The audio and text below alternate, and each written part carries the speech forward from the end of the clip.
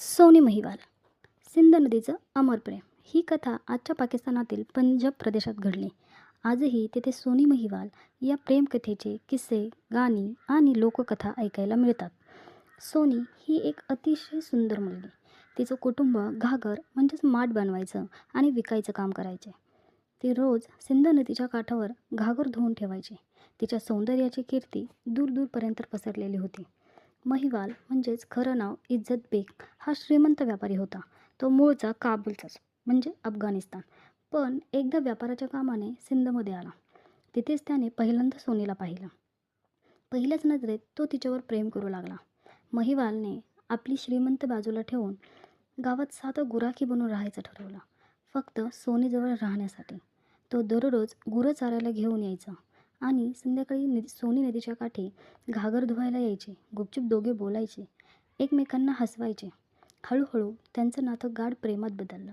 सोनीचं मनही त्याच्यावर हरपलं होतं. पण समाजाला हे नातं कधीही मान्य नव्हतं. कारण एक श्रीमंत व्यापारी साध्या कुटुंबातील मुलीवर प्रेम करत होता. गावकऱ्यांना आणि सोनीच्या घरच्यांना हे समजलं. त्यांनी तिला घराबाहेर पडू दिलं नाही. सोनीचा पती म्हणून दुसऱ्याच माणसाशी बांधून टाकला. महिवालचं हृदय तुटलं, पण त्याचं प्रेम कमी झालं नाही. सोनी ही पतीसोबत राहून आनंदी नव्हती. तिचं मन सतत महिवालकडे धावत होतं. महिवाल नदीपलीकडे राहत होता. रोज रात्री तो सोनीची वाट पाहायचा. सोनी आपली साडीची घागर म्हणजेच माठ घेऊन नदीत उतरायची आणि पोहत पोहत महिवालकडे जायचे. रात्री दोघं भेटायचे, थोडा वेळ एकत्र बोलायचे. इतकंच त्यांचं आयुष्य झालं होतं. पण गावातल्या लोकांना हे अजिबात आवडत नव्हतं. त्यांनी कट रचला.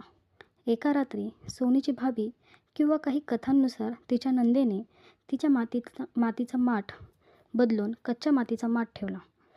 सोनीला कळलंच नाही. ती नदीत उतरली आहे, पण माठ पाण्यात भिजताच विरघळू लागला. सोनी कितीही प्रयत्न करू लागली तरी तो नदी ओलांडू शकली नाही. महिवालने तिला वाचवायला नदीत उडी मारली, पण दोघेही त्या प्रचंड प्रवाहात बुडाले. प्रेम सोनी आणि महिवालचं प्रेम तिथेच संपलं. ते दोघं जगात एकत्र राहू शकले नाहीत, पण त्यांच्या प्रेमाची शपथ लोकांच्या हृदयात जिवंत राहिली. आजही सिंध नदीच्या काठावर सोनी महिवालची कथा लोकगीते, कव्वाली आणि शायरांमध्ये गायली जाते. ही कथा शिकवते, खरं प्रेम मिळवणं सोपं नसतं. समाज, परिस्थिती आणि अडथळे कितीही असले तरी खरं प्रेम शेवटी अमर ठरतं. म्हणूनच सोनी महिवाल यांची प्रेमकथा भारत, पाकिस्तानमध्ये आजही अमर प्रेमकथा म्हणून मानली जाते.